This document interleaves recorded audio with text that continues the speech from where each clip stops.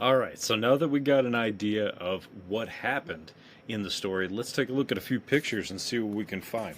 So, in this first one, I showed you one earlier, but see, in this first one, you can see the red ball. That's the ship that they apparently came in. And here's some people, that witnesses. Here's one of the large extraterrestrials that came down. There's a picture of the robot over here, another individual, and they shine that light at the person. This guy's basically getting disappeared. Okay, so that's one of the fun facts of this particular story. Now, let's go a little bit to the next picture here and see what else they got. People were really creative with these pictures. There's another picture of the man or the entity with the bar that made the kid disappear. Now, see, this one's kind of interesting. This one has a humongous dude, right? Humongous guy. Now, this is the Vorenezh UFO incident. Here's an image of their version of the robot, which I've seen as being like this, like half of a torso, to anything like a square box. My understanding is it was more of a square box. Maybe somebody was taking a little bit of liberty with this one. But then you got this really small head, you got this humongous body, and you got this disc shape here. Now what's interesting is they have discs in the background and something that looks like Jupiter, and then they have this huge ball behind them. So I don't know if somebody was taking liberties with this. You know, it seems kind of bizarre a little bit to me. So I'm going to try to get a little bit of light in here, but then that's going to ruin the picture. Let's forget that. So let's get back to the photo. We'll go take a look at what's next. No, that's not what we wanted to do, is it? We want to go to the next photo. Okay. Let's go up a little bit. We'll see what else I got. You gotta love that they turned Twitter into X. Never understood that. Okay, here we go. Yeah, see, this is the other alien that I've seen personally. Well, not personally, but in a lot of pictures. There's three eyes. It's got this like dome-shaped head. It's got another dome-shaped head, and he's the one that's got the bar. Now, see if you can see here. These are some of the children that were actually there. They got their pictures there. So it's not like America where they keep them out of the public eye. They just throw them right on up there. Okay, let's move forward. Take a look at a few more.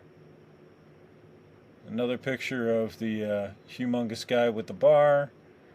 Let's see. See, this is the robot. See, this is the Vorenezh robot, about 4 to 5 feet tall. See, this one has legs, and it's like a bottom torso. The other one was like hovering, which is cool, but I've seen more of these boxes with like buttons on them than really anything else. There's an image of the map of the area in which it occurred. See, here's some more pictures of a box. It almost looks like a cardboard box standing, but they said this thing's 4 to 5 feet tall. And these guys are like 10 feet tall, 9 feet tall, right? Here's another picture with his eyes being, all glowed out and everything. And then we're kind of back to square one. This one is a little bit more, I don't know what you want to call it, terror, trying to induce some terror. Now this over here kind of looks like a gear shifter for a stick shift car. I'm not sure if that's really what was on there. It wasn't in the report. Again, somebody trying to make it a little bit more terrifying, which I'm sure it was terrifying, but see, in this picture, it's two of the same guys, two of the exact same guys we've got here. So there's a little bit of discrepancy in some of the pictures versus what we're hearing. This is more of what I'm hearing. I'm hearing that there's this guy, and then there's this guy. Both of them with three eyes, one with a circle in their chest, and then another one that's kind of the beefier guy that holds the bar. Now, I like this. I like this one here. I mean, it's very colorful. It's very descriptive. This looks like a fingerprint on this guy. I don't know if you can quite see that, but there's like a fingerprint pattern almost. So at this point, you got to wonder, what is going on? Why are there two individuals that look very similar in most pictures, and then you got these guys that look very different? Two of them. This guy's chest is glowing, and then this guy's three eyes are glowing. Now this guy has three eyes as well. Might be a little hard to see, but that's what I'm typically seeing in a lot of these pictures. I do like the big guy, the one that we saw earlier. The big guy with the half torso, half upper torso robot, and then the other big guy in the back. Wouldn't it be fascinating to be the witness? I mean, I know it'd be terrifying, and you're probably scarred for life and all that, but wouldn't it be fascinating to get that information? I think it would, personally. But then again, who wants to be scarred for life, right? So this happened back in 1989. Have we gotten any new info since then? Not really. This article back in 1989 stated that Mr. Lebedev, who was doing the investigations, stated that he would continue to update the New York Times to let them know if there was any new changes to the story, if any return trips had happened, any more evidence. But Vladimir Lebedev, he was basically part of the Ministry of Defense and Interior Ministry Department, sorry, and wanted to get this information out and do a high class investigation. And it's really interesting too, because so many of the countries that are involved with the UFO phenomenon really just don't give out much information. They're pretty quiet, right? They don't tell us a lot. They keep us in the dark. They don't care about the U.S. or the public really learning anything. But in this particular case, it's like they pushed it all out. Now, that has to make you also wonder: was this more of a deceitful, false flag operation, disinformation, if you will? But if you have the children, you can investigate the children. You can investigate the other witnesses. The 16-year-old who disappeared and came back, you can do a lie detector test on him, grill him. You can grill the evidence. You can go around and look at the evidence, see what you can find out in the field and in the area, and then you can also do their version of the FAA flight records to see if there was any radar in the area, any new information about what happened in the area, if any flights caught a glimpse of this strange thing in the sky. Now, here's the thing, though, is that all these kids could lie, right? They could just make stuff up. But we had one of the police department officers, Lieutenant, Matveyev.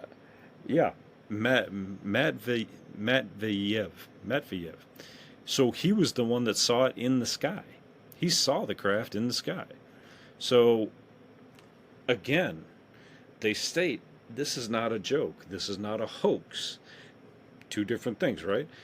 This is not a sign of mental instability, and it's not an attempt to drum up local tourism by drawing the curious out there. That seems to be this really big push that all these towns are pushing, that, oh my gosh, all these aliens crash in our backyard, and you got to come see it. That's not the case here. That's not what they're doing. So I don't think you have to worry about that so much, especially when we have, a Department of Interior, officer telling us information like this. We have some people that were witness to this. So my question is, what kind of aliens are these? These don't seem like they're the Greys. They don't seem like they're Pleiadians. They don't seem like they're Arcturians, Reptilians, Nordics. They don't seem like tall Greys. They don't seem like any of that. Unless they were disguising themselves. I mean, that's always a possibility. But this creature, this guy here, strikes a slight resemblance to the Pascagoula case, where those guys were kind of like wrapped in foil. And there is another story that I'm going to pull up from, I believe it's Russia, where an entity looked like it was wrapped in foil and kind of had like, these weird movements. The Pascagoula case had like a carrot type looking nose coming out and ears coming out. It's a very bizarre case that happened in America. Pascagoula, I believe it's Alabama, I want to say. So when we try to figure out what these species are, we're asking ourselves, do they fit a classification of people? Do they fit a height? Do they fit a weight? Do they fit the communication style? They stated that these guys were communicating with each other while they were in front of these people. But they didn't state really how. It sounds like it was verbal, but they also stated that these guys could freeze these people when they wanted to, just by staring at them. So if they caught your eye, you could be frozen, and that's kind of their way of taking over control of the situation the way they did. And the guy had the big old baton wand, looked like a police baton, but it wasn't. It was apparently, I don't know, a transportation wand. And I'll end this podcast here, but what is interesting about people who get abducted is many people report that when they're abducted, sometimes they have a bilocation experience that happens where they have two visions. They have a vision of them being on the ground, seeing the ship at the exact same time that they're actually on the ship being experimented on. It's a bilocation, and it's very bizarre. So a lot of these people feel like they're in two dimensions at once, or in two places at once, almost as if a part of like their astral body was taken up to the ship and experimented on, or left behind and their body was taken up into the ship and experimented on. It's interesting, and we'll get into that because there is another story that talks about that. It's very, very fascinating. So we'll let you go. I hope you enjoyed this podcast. I think I kind of got through all the pictures that I wanted to. I don't think there's any others that really popped up. These are the children here. Yep, there's some reports. Now, see, this is different. This guy is the insidious bog leech. We'll have to do some more research into that. I was hoping that all these were going to be that, but nope. So yeah, nope. These are getting off topic. So anyway, let's look into this guy though. The insidious bog leech could be made up, could be not. Let's find out on maybe the next podcast. So thanks guys for joining. Hopefully you're enjoying these video style podcasts. You can listen to these. You don't have to watch them. You can watch them if you want.